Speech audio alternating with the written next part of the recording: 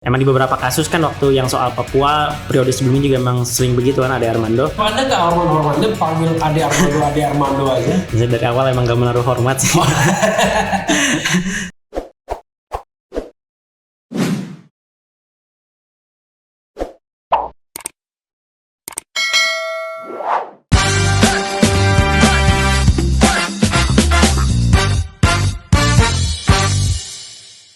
Assalamualaikum warahmatullahi wabarakatuh, sobat era sekalian. Jumpa lagi kita di channel yang keren ini, Keren Caras ya.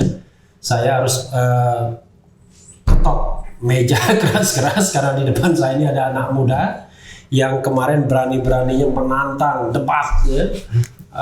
PhD, doktor, ahli komunikasi politik, Ade Armando dari Universitas Indonesia yang kita kenal juga sebagai simpatisan atau kelompok yang sangat pro pada Presiden Jokowi, frontliner ya.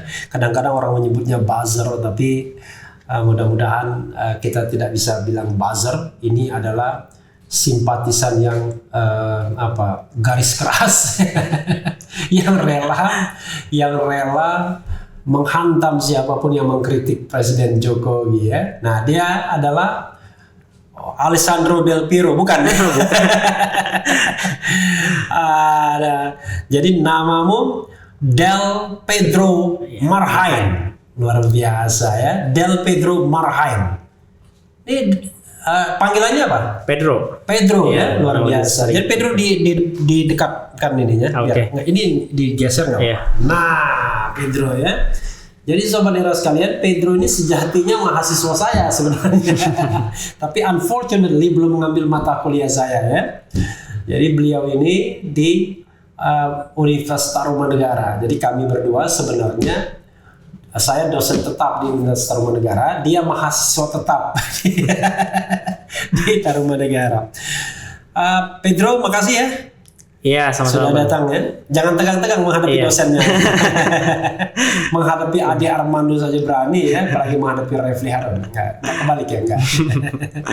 Jadi Anda mahasiswa semester berapa? Semester 5. Semester 5 Semester ya? 5. Semester 5 berarti konsentrasinya belum ada ya? Belum ada. Rencananya mau ngambil apa? Konsultan hukum. Oh, konsultan hukum, bukan hukum tata negara? Bukan. Bayangkan ya, ngambil konsultan hukumnya aja saja berani mengajak debat ya, apalagi ngambilnya hukum tata negara. Tahun berapa masuk Untar? Tahun semester 2019. 2019? Ya, semester genap. Sekarang semester 5. 2020-2021 ganjil sekarang. Oh, ganjil ya.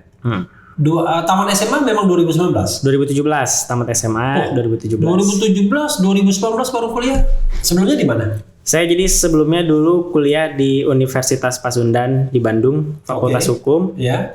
Terus kemudian waktu itu lagi ada libur. 2017 masuk. Ya. Terus kemudian waktu masuk di semester 3 kan ada libur semester waktu itu. Ya. Libur semester waktu itu lumayan sekitar berapa bulan. Terus saya lihat ada salah satu program advokasi magang masyarakat adat di Sumba Timur. Oke. Karena saya lihat tertarik juga mengisi waktu kosong. Ya. Akhirnya saya daftarin ikut ke sana. Akhirnya waktu itu karena waktu itu ada masih ada proses, jadi diundur program magangnya. Jadi waktu itu 15 harinya saya masih bisa ikut, 15 harinya udah jadwal saya masuk kuliah. Yeah. Tapi saya pikir masih bisa lah, 15 hari bisa saya kejar nanti. Oke. Lalu saya kemudian ikut program advokasi magang itu ke Sumba. Setelah di Sumba, ternyata saya terlalu tertarik gitu sama masyarakat adat Sumba. Saya masih lihat masih ada yang kurang gitu, masih ingin menggali lebih dalam. Akhirnya saya extend sampai 5 bulan di sana di Sumba Timur, di NTT. Maka mau tidak mau akhirnya harus lepas kuliahnya. Harus lepas kuliahnya. Karena bolos. Iya, karena bolos kan waktu itu belum kuliah online. Yeah. Karena kan saya bolosnya tadinya niatnya cuma 15 hari. Yeah. Tapi kemudian saya terlalu tertarik untuk ikut penelitiannya. Jadi bolos. Terus kemudian ketika saya pulang ke Jakarta, memutuskan untuk melanjutkan di Jakarta. Gitu. Oke. Tapi melanjutkannya starting from zero ya, dari awal lagi ya? Enggak, transkrip pindahan. Oh, transfer ya? Iya, jadi kalau ada yang bilang drop out atau gosip-gosip drop out, nggak benar itu. Nggak benar ya? Nggak benar. Itu Lagian juga ngapain juga drop out ya? Iya. Sama daerah sekalian, saya ini orang hukum ya. Jadi kalau ada mahasiswa hukum sampai drop out tuh aneh juga. Karena ilmu sosial itu ya susah-susah mudah sebenarnya. Mungkin belajarnya nggak sulit, tapi ketika kita ke masyarakatnya, nah itu yang sulitnya di sana ya kan. Beda sama ilmu pasti ya. Barangkali belajarnya sulit, tapi ketika ke realitasnya nggak sulit. Karena lebih pasti soalnya ya. Jadi masuk di Untar 2019. 2019. Oke. Belum ketemu saya ya? Belum. Oke, rencananya mau ngambil hukum tata negara, mata kuliahnya enggak? Udah selesai. Oh, sudah selesai. Oke. Ya, saya ngajar beberapa mata kuliah di sana, tergantung orderan saja ya. Kadang-kadang hukum tata negara, kadang-kadang pengadilan tata usaha negara, kadang-kadang administrasi negara, tapi intinya hukum publik ya, public law ya, tapi bukan hukum pidana. Tapi hukum tata negara dan administrasi negara. Pedro anak keberapa dari berapa saudara? Saya anak 3 dari 3 bersaudara, tapi kakak yang pertama udah meninggal dari kecil, dari bayi, jadi hanya 2 bersaudara. Oh, 2 bersaudara. Iya. Berarti yang tertua sekarang? Iya, yang bungsu. Yang bungsu? Bungsu. Oh, bungsu. Iya. Kakaknya? Kakaknya Di mana sekarang? di Bandung, udah baru lulus kuliah. Oh, baru lulus kuliah? Angkatan 2015. Oke. Namanya siapa? Namanya Del Piero. Oh, Del Piero. Udah Del Piero Hegelian lah ya. Oh, Del Piero Hegelian. Hegelian. Luar biasa ini. Saya paham nih, pastilah ya. Kesana-sana ini ya. Sebelum saya tanya ayahnya siapa, saya udah bisa menduga ini ya. Jadi Hegelian, Marhain itu ya. Pasti ada bau-bau tahun 1945-nya ini ya. Oke. Jadi 2 bersaudara saja ya. Iya. Kalau ayah kerja di mana? Ayah dosen sekaligus konsultan hukum. Nah, kan udah ketahuan ya itu. Dosen Di Unpar dulu, di Unpar sempat, di Unpad, Maranatha juga dosen di Universitas Terbuka. ya. Yang tetapnya? Yang tetapnya sekarang udah enggak, sekarang jadi dosen luar biasa, semua fokus di konsultan. Oke, jadi dosen biasa di luar. Bukan luar biasa. Usia berapa ya? Ayah sekarang berarti 59 menjelang 60. Oke, fortunately lebih tua dari saya ya. Waktu kemarin itu Leon kesini, ternyata ibunya baru 48 tahun. Jangan jauh-jauh, dekat-dekat aja nih. Ya kan? Kalau ibu? Kalau ibu rumah tangga. Ibu rumah tangga ya. Iya. Jadi ini pasti ya pembaca Supomo ya, pembaca integralistik ya, pembaca Bung Karno ya. Kok dikasih nama pertama Del Pedro itu dari mana? Dari telenovela. Iya, dari film dia. Tuh, film. kan saya. Film apa? Nggak tahu dulu film apa gitu, Amigos atau apa gitu dia bilang. Katanya Pedro baru ditambahin Del Pedro, mungkin ngikutin yang kakak ada Delnya jadi ditambahin Del. Oke. Pemeran di film itu hanya Pedro doang namanya. Pedro itu kan Zorro kalau tidak salah. Iya, Zorro juga sempat bilang Pedro juga gitu. kan? Iya. Pedro. Oke. Del Pedro. Jadi Marhain karena suka Bung Karno? Atau? Iya, kayaknya ayah suka Bung Karno sih, soalnya kalau lihat dari skripsi S1-nya juga soal Bung Karno. Oke. Dulu suka sama Bung Karno kali. Oh, pantes ya, udah ketahuan ya. Marhain, dan Marhain itu memang dari Jawa Barat. Iya, Mang Aen. Jadi Bung Karno ketemu Marhain itu di Jawa Barat, seorang petani ya yang menggarap sawah kecil, lalu namanya Marhain. Jadi nggak salah juga kalau orang Sunda dinamai Marhain. Yang masalah adalah ketika kakaknya bernama Del Piero Hegelian. Hegelian. Iya, Hegelian. Jadi Hegelian itu Hegel, dari kata Hegel ya. Iya. Jadi salah seorang filsuf besar ya. Itu yang dikutip oleh Supomo dan pernah dibuat skripsi itu oleh Marsilam Simanjuntak, unsur Hegelian dalam pandangan integralistik ya. Dulu. Itu pernah tahu itu? Belum tahu ya. Nah, nanti ketanya kok ada Hegelian itu dari mana itu ya. Luar biasa ya. Saya lihat ada blog politik pelajar. Itu apa? OTG. Organisasi tak guna ya, OTG. Ada yang bilang OTG itu otoriter tanpa gejala. Apa itu blog politik pelajar itu?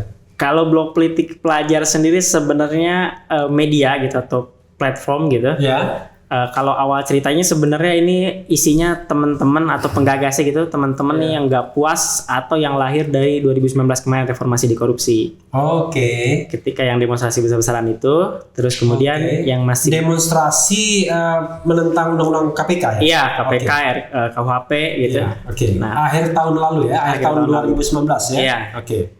Nah, teman-teman 2019 di situ yang masih belum puas gitu, yang masih terus bergerilya di jalanan gitu, masih terus Berarti Anda mahasiswa baru waktu itu di Untar ya kan? Iya, mahasiswa baru. Biasa. Oke. Ya. Nah, ketika itu terus akhirnya seiring berjalannya waktu ngelihat kok mulai padam gitu. Terus akhirnya kita berpikir gitu, diskusi, akhirnya punya satu temuan yang sama gitu, bahwa eskalasi kemarahan kalau hanya sekedar marah nggak bakal bisa mengguncang rezim. Oke, luar biasa. Jadi harus kita punya wadah ini. Eskalasi kemarahan kalau hanya marah tidak bisa mengguncang rezim. Nah, yang bisa mengguncang rezim itu blok politik pelajar ini. Iya. Iya, oke. Gimana? Jadi akhirnya kita harus punya wadah bersama gitu, yang itu tidak punya sekat gitu atau lintas ideologi, lintas kampus, mau itu BEM, mau itu mahasiswa biasa gitu. Ketika masuk di blok politik pelajar atau kita sebutnya BPP, ya dia sebagai BPP gitu, dan juga sebagai warga negara gitu. Nah, karena dari situ bukan hanya sebuah protes yang mau kita dapatkan gitu, tapi kita juga mau mendulang suara politik mayoritas gitu. Oke. Jadi sehingga suara pelajar itu diperhitungkan, kan pertama belanjanya dari koran, kita baca koran Kompas waktu itu. Iya. Jadi ada survei. Walaupun ngomong tapi tetap ke sini. Oke. Jadi ada survei waktu itu di Kompas, di koran Kompas yang bilang tingkat kepercayaannya itu lebih tinggi ke pelajar dibanding LSM, kelompok buruh, dan yang lainnya gitu. Ya pastilah. Iya, nah dari situ akhirnya kita punya satu pemahaman gitu, bahwa sebenarnya suara pelajar harus juga bisa diperhitungkan gitu, nggak jadi hanya tim kampanye milenial gitu, nggak hanya jadi tim hore politik yang udah ada sekarang gitu. Oke, makanya kekuasaan agak kelimpungan ketika yang mengkritik BEM ya kan? Iya. Kalau yang mengkritik Refli Harun kan paling dia nganggap wah ini lagi barisan sakit hati kira-kira begitu ya. Jadi kenapa namanya pelajar itu? Pelajar sebenarnya terminologi atau kata pelajar kita ambil dari untuk siswa juga mahasiswa gitu. Oke. Karena kalau blok politik mahasiswa kan kesannya nggak merangkul juga pelajar siswa gitu. Karena kita ada juga teman-teman SMA gitu. Kenapa nggak blok politik pembelajar gitu ya? Bisa mungkin nanti. Yang penting jangan jadi blok politik penguasa lah. Karena kalau pembelajar itu bisa mahasiswa, bisa pelajar, dan siapa saja yang mau belajar. Betul. Ya? Itu modelnya apa? Platformnya apa? Platformnya apa? Dia punya organisasi yang rigid atau ada ketua, ada sekretarisnya, atau sebenarnya bagaimana? Bentuknya ya, kalau bentuknya sendiri kita istilahnya nggak ada struktural gitu. Dalam arti batasannya hanya sebagai koordinasi gitu. Oke. Jadi semuanya wakil koordinasi gitu, nggak ada ketuanya. Jadi ketika nanti ditangkap polisi, ketika aksi siapa ketuanya, nggak ada yang bisa, nggak ada pak ketuanya. Kini semua kita ketua gitu. Oke. Kita. Kok Anda yakin sekali bakal ditangkap polisi? Karena udah beberapa kali. Udah berapa kali? Udah suka juga tuh. Luar biasa, benar-benar marahin ya. Coba bayangkan, untung sekarang Bung Karno dan terahnya sedang berkuasa ya. Kalau zaman Orde Baru, ini udah ditangkap nih pasti ya, udah dijebloskan ke penjara. Menggunakan nama Marhain ya. Jadi Anda beruntung ya, lahir tahun 2000. 2000. Jadi kalau lahirnya tahun 70 seperti saya, menggunakan nama Marhain agak ribet sedikit. Dipersulit ya, karena penguasanya anti Bung Karno ya. Gitu. Nah, sebenarnya apa sih tujuan dari blok politik pelajar ini? Tujuan dari blok politik pelajar, jadi kita waktu itu deklarasinya gitu atau pembentukannya pas di hari HAM, deklarasi HAM tanggal 10 Desember 2019. 2020. Oh, 2020. Kan 2019 kita masih sibuk dengan masing-masing ketika masih korupsi, terus kemudian ketemu kembali dalam rentetan waktu itu. Akhirnya 2020 dibentuklah blok politik pelajar ketika hari HAM. Di sikap atau manifesto awalnya gitu di pernyataan pertamanya gitu ya, emang pendirian Blok Politik Pelajar ya untuk menentang rezim sih sebenarnya. Wah, luar biasa. Ya. Secara poin itu kita deklarasinya juga di depan kantor PDIP waktu itu. Oh, di depan kantor PDIP? Iya, sekalian ngasihin juga bansos waktu itu untuk PDIP karena korupsi bansos kan. Iya. Apa yang dikasih ke PDIP waktu itu bansosnya? Beras, kopi, sarden. Diterima nggak? Diterima. Diterima ya. Luar biasa ya. Ini yang agak sedikit lucu dalam peta perpolitikan ini kan, karena mereka ini menggunakan idiom-idiom yang agak kiri sebenarnya ya. Tapi berhadapan dengan partai yang sebenarnya agak mengiri.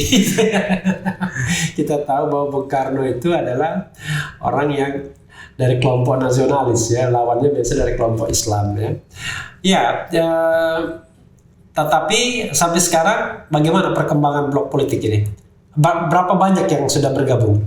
Kalau gabung, kalau anggotanya mungkin kurang tahu pasti ya berapa, tapi kalau kampusnya itu ada 13 kampus. 13 kampus di Jakarta. Ya, sambil minum ya kamu? Iya. Di Jakarta, di Bandung, Cirebon, Makassar, Ternate, sama di Bogor. Jadi keanggotaannya didasarkan pada apa? Keanggotaannya berdasarkan pertemanan sih. Misalnya dia pernah ikut konsolidasi sama kita gitu, terus juga ikut berjejaring dalam diskusi. Artinya keanggotaan itu bukan berdasarkan universitas atau fakultas, tapi orang. Orang, iya. Jadi orang itu mewakili dirinya sendiri. Dirinya sendiri, atau enggak misalnya ada beberapa yang mewakili BEM-nya, atau misalnya beberapa mewakili aliansi mahasiswanya begitu. Misalnya aliansi mahasiswa kampus apa, atau ada juga yang mewakili kelompok studinya gitu. Jadi beragam sih. Jadi keanggotaan itu boleh organisasi, boleh orang. Iya. Sangat cair sekali sangat ya. Cair. Itu. Intinya kalau ditangkap tidak ada koordinatornya gitu. Iya. Jadi kalau Leon ikut juga enggak? Enggak kalau Leon. Oh enggak ya. Kok Anda bela Leon ini? Karena waktu itu solidaritas. Oh, solidaritas. Jadi biar BEM UI yang hadapin rektornya, nah biar blok politik pelajar ini yang hadapin orang Ade Armando dan sejenisnya gitu, semacam. Ade Armando dan sejenisnya. Iya. Luar biasa ya. Tapi tetap manusia kan yang dihadapi. Tetap. Sejenisnya. Ngomong sejenisnya jangan boleh pelan-pelan, harus kuat. Iya. Jadi gimana jalan ceritanya Anda kok ngajak debat? Anda duluan yang ngajak debat. Iya, kita duluan. Ya? Oke. Jalan ceritanya gimana? Silakan dulu. Silakan dulu. Ya. Jadi jalan cerita itu naikkan postingan BEM UI. Ya. Setelah postingan BEM UI naik, kemudian Ade Armando itu bikin beberapa tweet kan. Ya. Yang dia bilang pandir, nyogok ya, kayak gitu-gitu. Oke, nanti tweetnya kita lihat kan di di editannya. Ya, oke. Terus mendoxing pribadi Leon lah dan lain sebagainya macam. Ya. Emang di beberapa kasus kan waktu yang soal Papua periode sebelumnya juga emang sering begitu kan Ade Armando. Ya. Nah, terus kemudian teman. Kok Anda nggak hormat-hormatnya panggil Ade Armando aja? Dari awal emang gak menaruh hormat sih. Mohon maaf ya Mas Ade Armando ya. Ya dia sendiri bilang Ade Armando. Oke, silakan. Oke. Jadi setelah itu tweetnya di screenshot oleh teman terus dikirim ke grup kita bilang salah satu sebagai upaya keterbiasaan akademik gitu, maksudnya membuat debat terbuka gitu, bukan secara manggil-memanggil kan kayak rektor U yang soal kritik Jokowi lip service. Kita mau membudayakan sebuah budaya akademik gitu, maksudnya debat terbuka. Kan apalagi di situ Ade Armando bilang bahwa tweetnya postingan atau konten di BEM UI itu materinya tidak dalam gitu lah. Nah akhirnya setelah itu teman kirim screenshot, akhirnya kita bilang udah aja bikin debat terbuka untuk kita lebih korek lebih dalam apa sih maksud Ade Armando yang sebenarnya pandir itu gitu. Apa tandingan atau sebuah bentuk karya ilmiah dari Ade Armando sebagai dosen gitu. Kan harusnya karya ilmiah dibahas dalam karya ilmiah kembali gitu, bukan dengan tweet yang tendensinya menyindir, terus kemudian menuduh bahkan fitnah begitu. Nah oleh karenanya akhirnya kita bikin poster teman, akhirnya disebar. Setelah disebar ada yang hubungin, dia punya kontaknya Ade Armando. Nah setelah dikirim kontaknya akhirnya di chat secara personal, dan dikirim, dia mau gitu. Tapi di awalnya dia bilang mana link Zoom-nya gitu. Terus itu maksudnya apa, kan di situ ada bacaan kalau blog politik pelajar argumennya tidak rasional, kami gabung CSW, organisasinya Ade Armando. Tapi kalau misalnya CSW itu apa? Itu yang Civil Society Watch ya kalau nggak salah. Oke. Yang bentukan Ade Armando, pengawasnya masyarakat sipil. Iya. Nah, terus tapi kalau misalnya argumen Ade Armando yang tidak rasional, CSW yang harus dibubarkan gitu. Nah, dia komentarin soal itu, ini maksudnya apa yang ininya, sama mana link Zoom-nya yang pasti dong kalau mau ngasih langsung. Teman akhirnya bilang, oke, besok direvisi posternya, sekalian kita sertakan link Zoom-nya gitu. Akhirnya besok dikontak, kita kirim link Zoom-nya dan juga posternya. Setelah mau berdebat ternyata keburu juga ketemu duluan di Kompas TV. Oh, jadi sebelum debat dipertemukan oleh Kompas TV. Di Kompas TV ya. Oke. Di situ pemanasan ya. Leg pertama kalau teman-teman bilang. Oh, leg pertama. Iya, Kak. Jadi Anda merasa menang atau kalah di leg pertama ini? Iya, saya nggak ada indikator menang atau kalah sih, tapi setelah saya kutip pernyataan tokoh gitu yang bilang kalau ketika orang kalah berdebat dia akan melakukan fitnah begitu. Dan saya lihat ketika Ade Armando selesai berdebat dia melakukan fitnah ke saya gitu dengan mengatakan saya mahasiswa DO gitu. Ya mungkin dari situ teman-teman bisa simpulkan lah dia menang atau kalah gitu. Jadi biasanya ya ini bukan untuk Ade Armando tapi ini sebuah ungkapan yang umum ya. Orang kalau biasanya dia tidak mampu berdebat secara substantif, biasanya dia sudah mulai hal-hal pinggiran dia dia pakai ya. Oke. Berapa lama dari Kompas TV itu lalu ke Hersebeno ya? Iya. Kenapa Hersebeno? Karena sebelumnya kita pernah bikin diskusi soal dosa-dosa politik PDIP dan bagaimana cara melawannya. Oke. Kita sempat bikin diskusi itu. Besok ke Refli Harun boleh. Setelah kita bikin diskusi itu, terus ada teman yang dihubungi oleh Mas Hersunya. Dia bilang mau diajak podcast juga di channelnya, maksudnya biar mengetahui lebih dalam maksud dari diskusi ini apa gitu. Nah, akhirnya dari situ kenal, berkomunikasi, akhirnya waktu itu kita mau live, nyari biar bisa ditonton sama semua orang, karena bahkan kita waktu itu Zoom-nya juga sewa. Karena kalau kapasitasnya banyak kan gak memungkinkan gitu. Jadi kita kapasitas 300 tapi ada live YouTube-nya, karena yang nonton kan sampai 13.000 kalau nggak salah gitu. Jadi disiarkan di YouTube begitu. Di YouTube-nya sendiri saya lihat hampir 400.000 yang nonton sudah. Iya. Gitu. Dan Anda puas waktu itu? Kenapa akhirnya blog politik menunjuk Anda sebagai perwakilan? Kan ini membawa nama blog politik. Iya. Kenapa ya teman-teman menunjuk? Saya juga nggak tahu sih kenapa teman-teman yang itu dirembuk ya? Dirembuk ya. Siapa yang mau menghadapi Ade Armando? Iya, saya mau pada Armando gitu. Wah, boleh juga nanti saya mau nantang debat lah blog politik. Biasanya dia akan pusing kalau kita oposisi juga terhadap pemerintahan Jokowi. Kalau pro dia pasti antitesisnya ya. Kan? Gitu. Anda puas? Gimana ceritanya nunjuk tuh gimana? Permusyawaratannya bagaimana? Kenapa ya? Mungkin karena saya yang ini sih yang menggebu-gebu di grup kali maksudnya. Jadi inisiatornya. Iya. Jadi kata teman-teman tiba-tiba ngirim poster yang udah ada foto saya. Oh ya udah saya terima nggak apa-apa kata saya. Anda ngeredek nggak suruh diajak berdebat begitu? Enggak sih, sebenarnya biasa aja sih. Biasa aja. Bukan pengalaman pertama ini berdebat.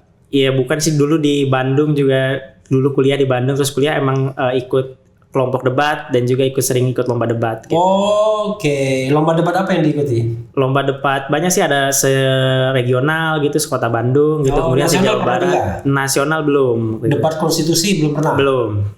Oke, jadi public speaking itu belajar sendiri atau otodidak? Dari belajar sendiri juga sama teman-teman. Belajar sendiri atau otodidak? Sama aja ya.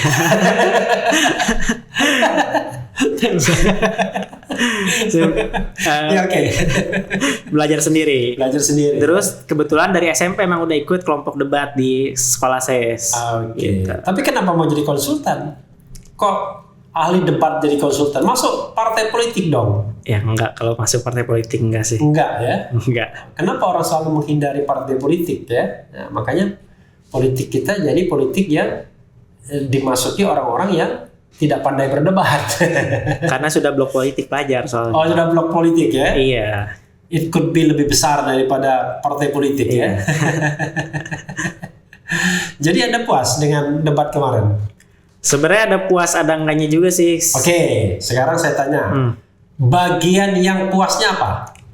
Bagian puasnya menurut saya gagasan dari teman-teman blok politik pelajar bisa kesampaikan gitu. Oke. Soal sikap politik kami gitu, Ya. yang bilang bahwa Mas Ade waktu itu sepakat nggak Jokowi 3 periode? Langsung dibilang tidak gitu. Iya, kita juga nggak sepakat Jokowi 3 periode. Bahkan sampai Jokowi berakhir di periode ini juga kita nggak sepakat gitu. Oh, jadi sepakatnya? Berakhir sebelum periode ini begitu. Oke, maksudnya sepakatnya tidak 2024. Iya, tidak 2024. Tahun berapa? Ya mungkin bisa secepatnya kali ya. Itu. Jadi itu pertama sikap politik kami tersampaikan lah dalam forum itu yang lumayan juga didengar gitu. Jadi sikap politik blok politik itu adalah agar Presiden Jokowi mengundurkan diri gitu. Iya, Secepatnya. dalam tempo yang sesingkat-singkatnya. Karena alasannya Banyak kalau alasannya. yang paling utama apa alasannya? Kalau sekarang mungkin pandemi ya. Pandemi. Penanganan pandemi gitu, inkompetensinya dia gitu sebagai negarawan. Iya. Terus kemudian mulai dari isu sendiri pelajar soal kebebasan akademik. Terus mulai dari isu mahasiswa yang direpresi ketika demonstrasi, 5 orang meninggal di 2019 gitu, ratusan lainnya terluka. Iya. Terus juga soal korupsi Iya. yang secara terang-terangan dana bansos COVID. 16 RPI nggak disebut. Iya, juga sama kita bersolidaritas waktu itu. Iya. Yang Soalnya biasanya mahasiswa begini agak alergi ya kan dengan kelompok-kelompok kanan biasanya ya. Padahal ini kan soal hak asasi manusia, Betul. kan? Human right itu tidak mengenal kanan dan kiri. Semua manusia punya martabat. yang kita lihat bukan kelompoknya tapi tetap haknya gitu. Iya. Hak dia sebagai warga negara, sebagai Iya, orang. dan yang diambil itu adalah hak hidup, the right to life ya, Iya. gitu. Termasuk Oke. 6 laskar FPI itu. Jadi dalam tempo yang sesingkat-singkatnya ya. Iya. Jakarta 2000 Jakarta ya dalam tempo yang sesingkat-singkatnya Jakarta titik Iya, ditunggu aja. 2021. Iya, ditunggu aja. Ini podcast yang ngeri-ngeri sedap, tapi atas nama kebebasan berpendapat, Betul. menyatakan pendapat, ya kan? Pikiran dan hati nurani itu adalah hak asasi manusia yang tidak boleh dibatasi menurut konstitusi. Jadi tolonglah dihargai pendapat rekan muda saya ini Del Pedro ya, gitu. Itu yang puasnya ya. Yang puasnya. Anda merasa tersampaikan, no way untuk 3 periode, dan Ade Armando sebagai Jokowi kelas berat mengatakan tidak juga, kira-kira gitu ya. Oke. Yang tidak ada lagi yang puasnya. Udah sih paling itu aja. Itu aja ya. Puasnya. Yang tidak puasnya apa? Yang tidak puasnya Ade Armandonya terlalu lemes yang waktu di debat kedua. Oh, debat kedua yang sama Herso itu? Iya, yang di channel Mas Hersi. Oh, dia bukan lemes, dia berusaha untuk bijaksana kan? Untuk Mungkin. tidak terpancing emosi ya kan? Mungkin bisa jadi. Gitu ya. Dan apa ya, maksudnya penjelasan yang disampaikan juga tidak menjawab substansi dan tantangan debat kita gitu maksudnya. Kan yang diperdebatkan soal demokrasi, kebebasan sipil. ya. Kalau Anda standpointnya apa? Anda menganggap demokrasi kita sudah hilang, separuh hilang, mau hilang, atau bagaimana? Kalau kita stand posisinya sebenarnya kita nggak tahu bentuk demokrasi yang ideal itu gimana gitu. Kita nggak tahu, soalnya dari awal kita mulai masuk ke dalam pergerakan begitu ya, dalam isu sosial dari 2019 sampai 2021 tidak pernah disuguhkan bentuk demokrasi yang ideal gitu. Jadi kita taunya demokrasi itu dijemput, dipanggil jam 5 sore sama kampus di hari Minggu. Terus tahunya tuh demokrasi itu tiba-tiba diteror sama kampus. Leon. Oh, Leon. Kan dia dipanggil jam 5 sore hari Minggu oleh kampusnya gitu. Jadi yang kita tahu kebebasan berpendapat, kebebasan sipil gitu, demokrasi seperti hal-hal seperti itu gitu. Jadi kita nggak tahu bentuk idealnya gimana. Makanya kita ngundang Ade Armando untuk bisa menjelaskan maksudnya kondisi ideal demokrasi itu gimana, dan ternyata argumen teorinya dia soal demokrasi itu dibenturkan dengan kondisi sekarang, demokrasi di zaman Jokowi bentrok gitu. Artinya nggak demokrasi, kan dia sendiri yang mematahkan argumentasinya gitu. Oke. Dia sendiri sebagai pendukung Jokowi ketika memaparkan soal demokrasi ternyata dikaitkan dengan kondisi sekarang, maka sudah batal itu. Iya, betul. Ya mudah-mudahan Ade Armando membantah. Premis dan kesimpulannya selalu berbeda, selalu bentrok. Jadi Anda merasa leading debat di situ? Enggak? Enggak juga sih. Enggak juga sih. Kalau enggak juga, tapi jangan menjauh dari situ. Oke. Nanti suaranya tidak konsisten, ya kan? Oke. Sebenarnya begini, ada satu yang ingin saya tanyakan, Pedro ya. Saya kok ingatnya keren sekali nama-nama kalian ini kan, Leon ya, Leon, Pedro. Leon itu kemarin siapa namanya? Alvinanda apa ya? Leon Alvinda Putra, ya kan? Ternyata pemuda yang gagah berani, tapi sahabat yang baik. Jadi kalau kamu namanya Del Pedro Marhen. Apa? Nggak ada ininya pokoknya. Nggak ada artinya. Ya, Marhen ya dari Marhen. Iya, yang sering ceritakan orang tua paling soal Marhen. Kalau Del sama Pedro ya dari Zorro. Dari Zorro itu ya. Jangan Pedro namanya. Oh iya, berhubung soal nama Bang, itu juga jadi salah satu pertimbangan teman-teman kenapa nunjuk saya untuk debat sama Ade Armando. Jadi katanya ketika nanti digoreng, ketika nanti diserang buzzer nggak bisa dituduh Taliban karena namanya Del Pedro. Nggak bisa dituduh radikal, nggak bisa dituduh apa karena namanya Del Pedro kan. Pedro, ya. Iya. Kalau namanya Muhammad Yusuf, wah ini pasti Taliban. Iya. Itu biar nggak bisa dituduh. Apalagi kacamata Anda kacamata tidak Taliban banget. Iya. Makanya itu. Luar biasa ya. Tapi kalau begitu Anda masuk perangkap dong. Kenapa? Ya takut di labelisasi Taliban dan lain sebagainya, kan itu keberhasilan pemerintahan sekarang melabelkan orang kalau dia kritis Taliban, ya kan? Iya betul. Gitu. Bisa juga sebagai bentuk yang nggak kritis, yang kritis atau yang nggak suka sama rezim ini nggak cuma Taliban gitu. Ya. Orang yang biasa juga maksudnya. Jadi dibalik bisa juga ya. Oke. Sama bercandain lah, nggak bercanda. Nah sekarang saya mau tanya satu hal ya. Tadi kan Anda kalau mengkritik Presiden Jokowi gampang sekali. Sekarang saya tanya, menurut Anda hal yang paling baik dari Presiden Jokowi apa?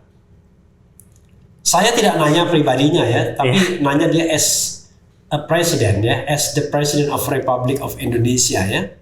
Apa achievement-nya, prestasinya yang menurut Anda perlu diapresiasi? Diapresiasi sekaligus kecewa juga sih maksudnya. Iya nggak apa-apa. Apresiasinya mungkin dia sebagai perwakilan masyarakat sipil gitu waktu dulunya gitu, dia datang dari sipil gitu, yang mungkin orang banyak menaruh harapan gitu. Itu sih paling mungkin. Tapi ternyata justru ujungnya juga mengecewakan gitu. Oke. Jadi 2014 Anda berharap sama dia? Nggak berharap juga sih sebenarnya. Oh nggak berharap juga. Maksudnya saya kan 2014 dia berhadapan sama Prabowo. Iya. Kalau misalnya situasi saya back to 2014, Anda pilih siapa? Saya dari pertama kali punya hak politik itu mencoblos, saya golput gitu, coblos dua-duanya. Anda coblos dua-duanya. Berarti Anda suka dua-duanya dong? Iya, biar batal surat suaranya. Kan bisa Anda tidak coblos. Kalau coblos dua-duanya berarti suka dua-duanya. Takutnya kan tidak dipakai ntar diapain kan. Jadi lebih baik kita coblos aja, kita pergunakan. Ya. Jadi jangan tidak dicoblos. Kalau tidak dicoblos tiba-tiba nanti dipakai untuk cheating ya, untuk kecurangan pemilu ya. Oke. 2014 itu Anda belum punya hak politik. Belum punya politik. Hak politik pertama 2019. Dan Anda coblos dua-duanya. Iya. Oke. Sekarang itu ya. Jadi Anda berharap tadi ya, tapi Anda sudah agak batal juga di 2019 karena 2019 dia sudah jadi penguasa ya. Iya, betul. Mungkin kalau back to 2014 gimana? Anda pilih siapa kalau Prabowo sama Jokowi? Saya kayaknya juga nggak bakal milih sih kayaknya. Oh nggak bakal milih juga, karena pengalaman Anda sekarang ya. Iya, karena saya ikut cerita orang tua sih. Orang tua saya dari pertama kali punya hak politiknya sampai sekarang juga selalu golput. Oh, walaupun dia memberikan nama Marhain. Iya. Nggak pilih PDIP dia nggak? Enggak. Oh, nama Marhain Hegelian ya, yang Supomo agung-agungkan. Dia penganut Undang-Undang Dasar 45 yang asli, enggak? Enggak tahu juga. Enggak tahu juga ya, enggak pernah ngomong politik sama ya. Kadang-kadang suka belakangan. Oh, belakangan suka ya, gitu. Nanti salam ya sama ayah. Siapa nama ayahnya? Denny siapa? Siregar. Rismansyah. Oh, Denny Rismansyah, bukan Denny Siregar ya. Denny Siregar temannya Ade Armando kan. Jadi Cita-cita Anda tadi mau jadi konsultan. Konsultan apa? Konsultan hukum maksudnya? Konsultan hukum. Advokat?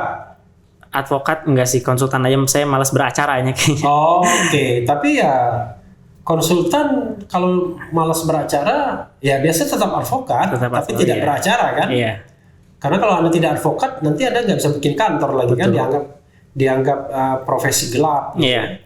Oke, jadi konsultan yang nggak mau beracara. Kenapa nggak mau beracara? Apa ya, ngelihat situasi hukum hari ini gitu maksudnya. Kenapa situasinya kenapa? Panas, dingin gitu? Jadi apa ya, pesimis gitu sama jalur-jalur litigasi begitu, jalur-jalur. Nah, kalau pesimis kan Anda kan tinggal ikutin saja jalurnya. Tidak perlu nyogok misalnya.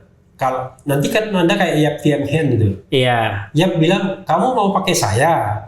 Betul. Kamu nggak akan menang loh dengan saya karena saya nggak mungkin nyogok hakim. Kan bisa aja begitu. Iya. Jadi paling menggunakannya hanya untuk menunjukkan argumen kebenarannya gitu. Tapi untuk soal kalah dan menangnya ya nggak bisa dijamin begitu. Paling untuk menunjukkan kebenarannya gitu. Nah, kan nggak apa-apa namanya kan.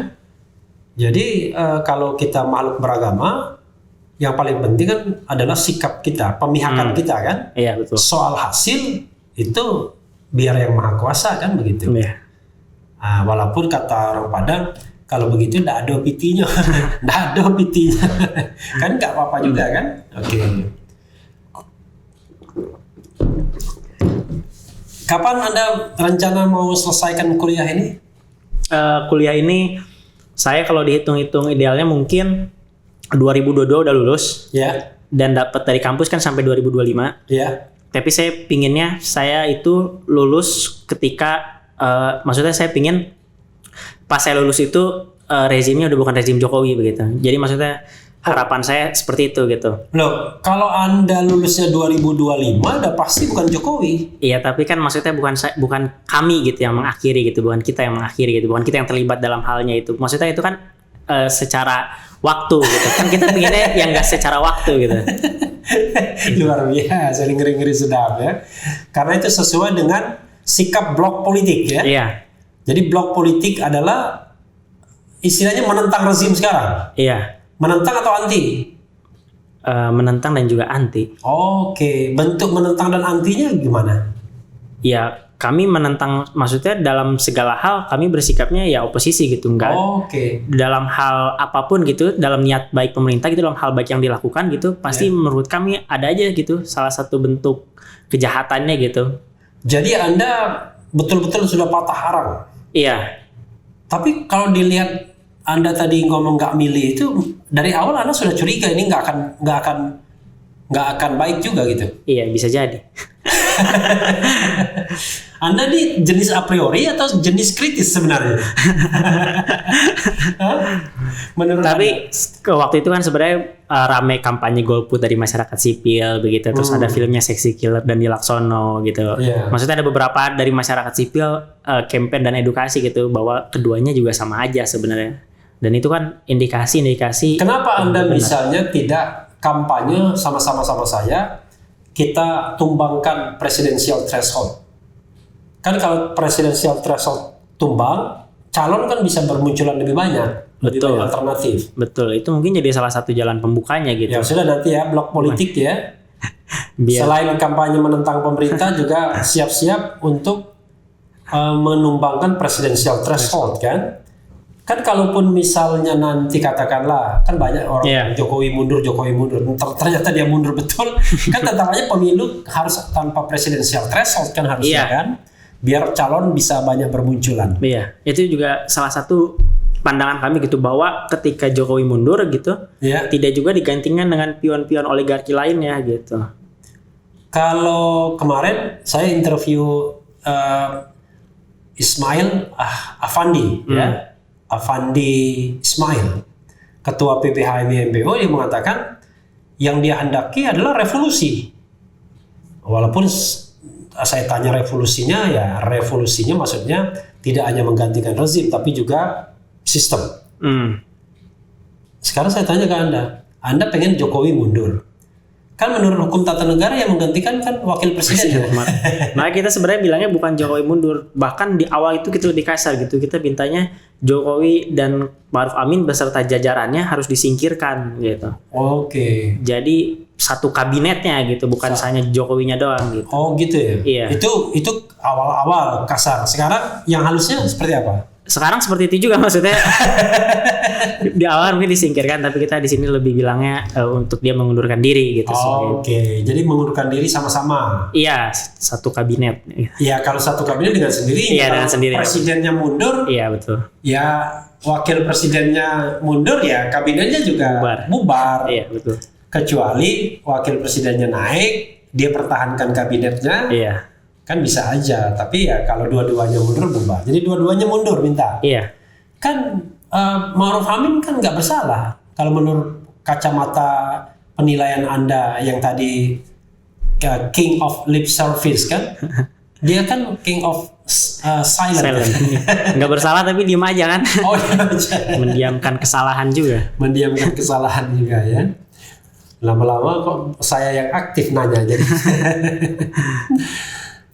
Ini ada pertanyaan yang barangkali Anda sulit menjawabnya ya.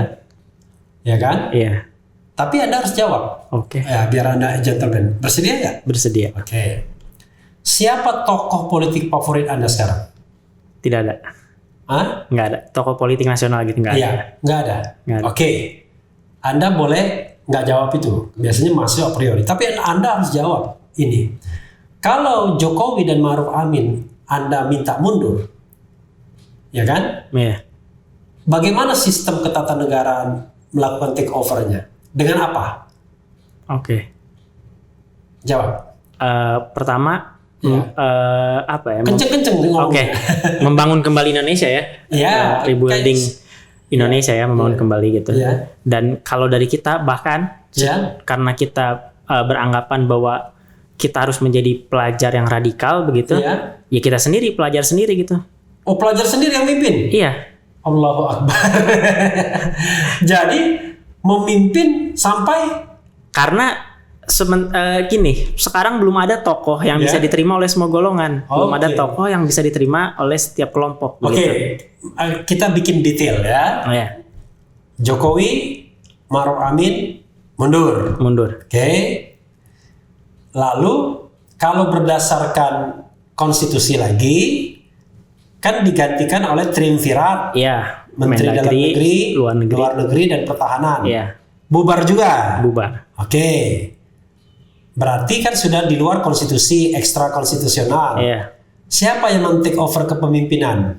Begini sebenarnya, kalau dijawab jujur, ini jadi salah satu. Jujur harus. Maksudnya dijawab lebih dalam lagi. Iya. Ini juga salah satu perdebatan atau yang lagi diomongkan di masyarakat sipil gitu, di kelompok masyarakat sipil, termasuk di kita gitu. Oke. Karena gagasannya selalu mentok di pemecatan dan pengunduran diri presiden dan wakil presiden. Oke. Nah, kalau dari blok politik pelajar, bahan diskusinya atau tesisnya baru sampai, biarkan mekanisme demokrasi yang menentukannya. Ya kan kita mekanisme demokrasi kan harus kita pikirkan juga konsepnya seperti apa. Iya, itu yang harus jadi diskursus lebih panjang lagi tuh. Maksudnya karena belakangan gerakan masyarakat sipil mandek gitu. Ya. Nah, makanya blok politik pelajar itu memberikan suatu gagasan yang melampaui lebih jauh supaya gagasannya ke sana gitu. Iya, oke. Tapi kan harus tangible, ya kan? Harus bisa diraba, ya kan? Oke. Saya ulangi lagi, Jokowi, Ma'ruf mengundurkan diri, triumvirat tidak. Iya. Berarti kan Anda bicara tentang sesuatu yang ekstra konstitusional, ya, di luar konstitusi. Nah, siapa yang men-take over kepemimpinan itu? Entah untuk sementara waktu atau untuk waktu yang lama. Belum ada sejauh ini, belum ada tokoh yang bisa diterima dan disebut gitu maksudnya. Tidak usah tokoh dulu kita bicara, misalnya dibilang misalnya kepemimpinan kolektif, kepemimpinan sementara. Oh, presidium. Ya. Oke. Karena belum ada tokoh yang bisa diminta. That's okay. Presidium itu terdiri dari beberapa. Menjabat berapa lama? Ya mungkin dia menyiapkan untuk terjadinya pemilu ulang gitu, sampai terjadinya pemilu ulang, atau mungkin dalam jangka waktu mungkin mengamandemen dulu gitu misalnya. Ya, dalam jangka waktu dia selambat-lambatnya 90 hari mungkin. Oh, 90 hari. Oke. Oke. Iya. Berarti kebutuhannya adalah mencari presidium. Iya. Presidium berapa jumlahnya? 5 orang. Oke. 5 orang itu laki-laki semua atau laki-laki perempuan? Ada representasi perempuan. Ada representasi perempuan. Dan di antara kelima itu mungkin kita lebih percaya kepada para akademisi mungkin. Aktivis HAM gitu. Oke. Saya tanya, yang perempuan siapa kandidat Anda? Nggak bisa sebut saya. Hah? Tuh kan perempuan nggak berani juga dia ya? Bukan nggak berani, saya belum punya gambar. Belum punya gambar loh. Bagaimana kalau tiba-tiba besok terjadi apa yang itu? Kita nggak punya gambaran, nggak punya konsep dan lain sebagainya. Ya, kita bicara hal yang konstitusional ya, sobat daerah sekalian. Iya. Karena mengundurkan diri itu konstitusional. Betul. Yang tidak boleh angkat senjata ya. Memberontak tuh nggak boleh, tapi minta mengundurkan diri itu oke. Nah, pertanyaannya adalah, loh Anda sendiri belum jelas siapa-siapa orangnya. Ya itu Kan makanya harus ada imajinasi Anda. Memang nggak ada tokoh yang layak di Republik ini ya? sejauh ini belum ada yang bisa diterima semua kelompok gitu. Nah, tapi mana mungkin ada tokoh yang bisa diterima semua kelompok secara theoretically? iya, Menurut Anda waktu dulu reformasi 98 Amin Rais bisa diterima semua kelompok? tidak. Nggak juga kan? Nggak juga. Gus Dur bisa diterima semua kelompok? Ini sebenarnya nggak, karena saya masih lihatnya masih malu-malu gitu. Maksudnya saya nggak bisa mendorong satu tokoh begitu ketika dianya masih malu-malu begitu. Misalnya siapa yang malu-malu? Ya mungkin beberapa kalangan gitu, itu bisa dari aktivis LSM begitu. Misalnya siapa? Nggak bisa disebut gitu. Nggak bisa. Karena masih malu-malu gitu. Kecuali karena gini Bang. Iya. Sebenarnya poinnya begini. Kita nggak pernah punya di masyarakat sipil karena gagasannya mandek, nggak pernah punya imajinasi bahwa Jokowi akan mengundurkan diri gitu, atau dia akan nggak pernah selesai. punya imajinasinya.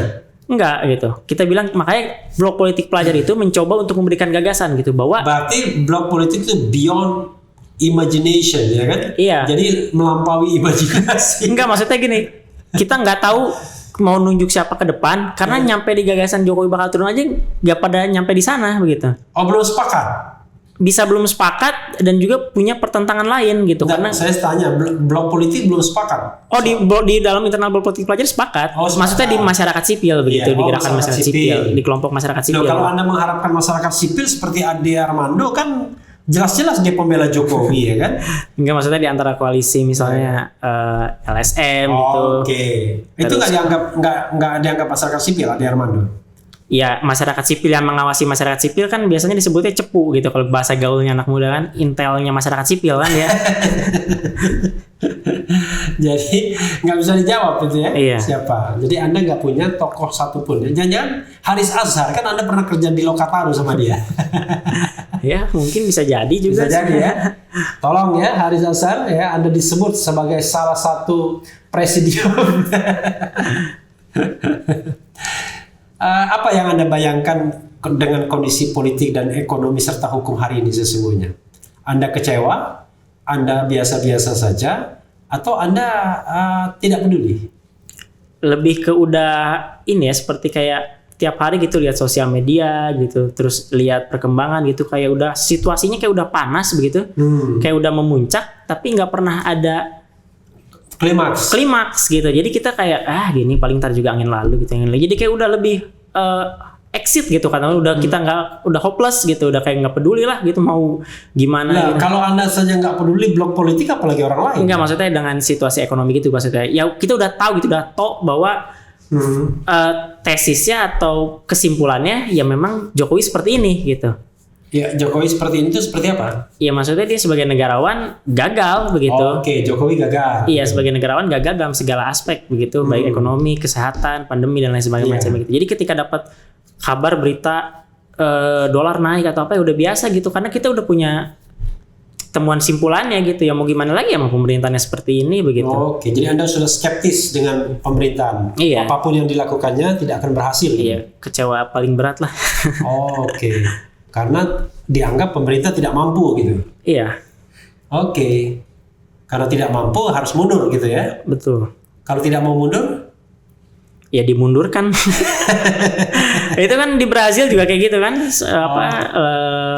salah satunya penanganan pandeminya gagal gitu, warganya demonstrasi besar-besaran dan tuntutannya juga untuk meminta mengundurkan diri presiden gitu. Bahkan maksudnya kita masih sopan begitu, kita masih masih meminta dia untuk sebagai negarawan gitu yang bijaksana ya, yang arif begitu untuk mengundurkan diri sebagai presiden gitu. Bukan kita pecat gitu, bukan kita makzulkan gitu, tapi ya kesadaran dia gitu sebagai negarawan mengundurkan diri gitu kan, itu berarti tandanya masih cinta ya, masih ada kebaikan. Gitu. Tapi kalau kita lihat misalnya ya para pemuja Jokowi misalnya itu memuja dia setinggi langit ya, artinya satu presiden yang mampu memenangkan 5 kali pertarungan pemilu, 2 kali pilkada Solo, 1 kali pilkada DKI, 2 kali pilpres. Nggak ada orang yang lebih hebat dari itu. Lalu bapak infrastruktur ditokohkan sebagai orang yang berani, ya kan, menebas keluarga cendana, ya kan, kira-kira gitu ya. Orang yang berani menghantam radikalisme, ya kan. Bahkan ada yang menyebutnya Umar bin Khattab, ya kan, menyebutnya Abu Bakar As-Siddiq, ya kan. Itu kan hebat banget. Kok tiba-tiba di mata Anda nothing, nobody. Gimana? Gini sekarang bisa dilihatnya gini. Kalau misalnya simpatisan gitu atau loyalis Jokowi yang benar-benar ada real di dunia nyata gitu, menurut saya nggak ada gitu. Dia nggak ada simpatisan kayak Gus Dur gitu. Dia nggak punya orang-orang yang siap mati untuk dirinya gitu. Misalnya tidak punya pembela-pembelanya gitu. Ya pembelanya siapa? Tentara di buzzer gitu, tentara di media sosial gitu. Buzzer, terus kemudian orang-orang yang dapat jabatan komisaris. Iya, yang diiming-imingi komisaris, diimingin jabatan A, B, C gitu, rektor gitu, atau orang-orang lainnya gitu, ya itu loyalis Jokowi gitu. Ataupun kalau misalnya ada di lapangan ya Pak, orang bayaran begitu, karena ini kebetulan gitu Blok Politik Pelajar ada sebuah gerakan gitu, nama gerakannya borong jualan PKL, borong dagangan PKL, karena dibubarkan jam 8 malam kan. Jadi kita sebelum dia dibubarkan kita borong dagangannya gitu, dan itu udah berjalan 2 hari kemarin gitu. Kita menolak dimiskinkan oleh Jokowi slogannya. Nah, yang borong siapa? Yang borong kita Blok Politik Pelajar dari hasil donasi, open donasi ke publik. Open donasi ke publik, terus dapat uangnya, kita belanjakan. Nah, terus kita borong dagangannya, kemudian hasil yang kita udah beli kita bagikan kepada driver ojek online, terus juga pada tunawisma. Nah, ketika kita berapa donasinya sampai? Sekarang masih baru 2 hari, masih hari ini 1.600.000. Nah, ketika kita beli dagangan para pedagang begitu, ya mereka udah merasakan kemarahannya begitu, udah merasakan kemarahan ini nggak dibuat-buat gitu dari beberapa pedagang tadi. Ya bilang, ya bang, kalau bisa buru-buru lah bang, suruh mundur gitu, atau bang dipercepat mundurin dirinya gitu, dan mereka mendukung gitu. Artinya apa? Eskalasi di warga gitu, di pedagang ataupun di media sosial, BEM sekarang bersuara, berebut. Jadi sekarang mengkritik Jokowi atau melabelkan Jokowi itu udah jadi gaya hidup mahasiswa. Udah jadi lifestyle gitu. Luar biasa. Jadi mengkritik Jokowi, memberikan label atau labeling ke Jokowi soal apapun ya. Betul. Itu sudah jadi lifestyle. Iya, jadi sekarang ledek-ledekan di mahasiswa gini bang. Ketika BEM-nya atau kampusnya nggak ngeluarin soal Jokowi, kritikan Jokowi, justru mana BEM lu cupu, culun gitu, nggak ngeluarin kritikan Jokowi, nggak berani, takut sama kampus dan sebagainya macam. Nah, jadi kalau kampusmu apa ininya? Kenapa? Ngeluarin ke apa meme-nya yang dikeluarkan? Kita Kan yang kemarin ini UNES nih, Universitas Negeri Semarang tuh yang macam-macam itu. Jokowi, Maruf Amin, Puan, ya kan? Saya juga sebenarnya sebut BEM saya yang agak culun sih maksudnya dari. Termasuk BEM-nya kampusmu itu culun juga? Culun, tapi saya sempat paksakan, bukan paksa, saya sempat desak atau ngeluarin permintaan gagasan gitu ke teman-teman di Kastratnya untuk mengeluarkan, merespon gitu, solidaritas. Jadi yang bisa keluar kemarin hanya solidaritas untuk BEM UI, judulnya itu di tengah pandemi kritik di lockdown. Hanya sebatas itu, nggak berani. Nggak berani lebih go bersikap ya. Gitu. Ya maklum lah, kampusmu kan orang-orang minoritas kan. Iya. Nah itu kan artinya dari eskalasi kritik mahasiswa yang meningkat, sekarang nyasarnya udah ke Jokowi. Terus di masyarakatnya sendiri, di kenyataannya pendapatnya seperti itu begitu, itu kan pertandanya bahwa sebenarnya Jokowi udah nggak punya barisan sekarang gitu. Ketika misalnya yang terbaru nih BEM UNES ngeluarin kritik kan, terus kemudian salah satu orang kampusnya bilang hati-hati atau jangan sampai berhadapan dengan masa PDIP gitu. Masa PDIP yang mana begitu? Kalau misalnya masa PDIP benar-benar ada begitu, atau royalis Jokowi benar-benar ada, ya di mana gitu sekarang yang kita temuin kan cuma akun-akun bodong di Twitter gitu. Nggak ada menurut kami gitu, nggak ada orang yang. Kan Ade Armando kan bukan akun bodong itu. Iya bukan akun bodong tapi mungkin salah satu ininya juga lah, maksudnya apa ya, yang punya relasi begitu atau mungkin punya suatu keuntungan begitu. Tapi kan yang kita mau sebut sebenarnya begini, nggak ada orang yang siap mati begitu untuk Jokowi yang gitu. Betul-betul radikal ideologis gitu. Iya, yang Jokowis gitu maksudnya. Yang dulu setiap buzzer nyerang itu hanya berani ngeluarin foto ketika Jokowi kampanye yang banyak gitu, yang dari stadion mana itu kalau nggak salah, hanya berani ngeluarkan salam 2 jari. Iya, hanya berani ngeluarkan foto-foto itu gitu. Salam 2 jari dulu yang pertama ya gitu. Dan bahkan beruntungnya gitu di antara keluarga atau teman gitu yang tadinya pendukung Jokowi udah kayak tanda kutip pada tobat gitu. Pada tobat. Akhirnya kecewa juga dengan Jokowinya sendiri gitu. Tandanya karena dianggap berada di jalan yang sesat gitu. Iya. Ya, sahabat Erasia luar biasa ya.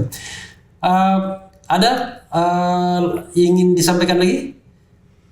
Paling disampaikannya mungkin begini ya, debat di publik atau keramaian di publik udah jangan soal Ade Armando lagi begitu. Ya. Karena mungkin Ade Armando hanya sedikit dari yang lahir dari dosa rezim hari ini begitu. Oh, iya, luar biasa. Lebih jauhnya lagi yang harus kita usulkan gitu, atau salah satu tuntutan yang paling masuk akal hari ini, yaitu bahwa Jokowi, Ma'ruf Amin dan beserta kabinetnya memang harus mengundurkan diri begitu. Oke. Gitu. Oke, the last question dari saya. Anda nggak takut ngomong begitu? Tidak takut. Kan bisa bisa diciduk polisi nanti. Nggak takut. Justru itu mungkin jadi salah satu rebut-rebutan teman-teman di PPP sih. Kadang-kadang udah berapa kali ditangkap gitu kan. Ya masih tingkat. Tapi Anda nggak pernah berapa kali ditangkap Anda? Saya kalau ditangkap paling ditangkap diamankan begitu ya, 2 kali. Tapi masih tingkat polsek kok. Oh, tingkat polsek juga Polres gitu. Tapi kalau misalnya dibentak-bentak. Waktu penangkapannya gitu. Oke. Tapi waktu sudah ditangkapnya enggak. Dan itu mungkin yang harus ditumbuhkan di mahasiswa sih, bahwa harus saling rebutan untuk ditangkap karena mengkritik rezim gitu. Oke, bukan ditangkap pemain togel ya. Iya. Atau kebut-kebutan di jalan ya. Luar biasa. Ada lagi? Udah itu. Udah ya. Luar biasa. Ya, sobat Eros sekalian, itu ya percakapan saya dengan Del Pedro ya. Del Pedro Marhain ya. Ini orangnya kecil, mungil ya, hitam juga. Baru pulang dari NTT ini. Baru pulang dari NTT, aslinya mah Bandung. Putih ya. Tapi memang nyalinya luar biasa ya. Tapi sekali lagi saya hanya ingin mengatakan, dalam rangka memelihara demokrasi kita ya, hargailah perbedaan pendapat. Termasuk perbedaan pendapat yang paling radikal sekalipun, yang menginginkan presiden mundur, karena itu adalah hak konstitusional warga negara ya. Karena kedaulatan berada di tangan rakyat, bukan di tangan presiden ya. Jadi kalau rakyat menghendaki penguasa atau rezim mundur, dan itu memang suara genuine rakyat, ya tidak boleh dibungkam. Betul. Karena itu adalah hak konstitusional. Yang penting tetap di channel ini, karena di channel ini Anda akan dirayu, ditipu, direpotin, dicecar, diuber di jalur khusus. Karena channel ini adalah channel yang mengancam itu ada artinya. Apa itu? Mengancam itu membahas perbincangan macam-macam, ya kan? Memeras itu memberikan edukasi secara bernas. Dan membenci, membangkitkan energi dan cinta.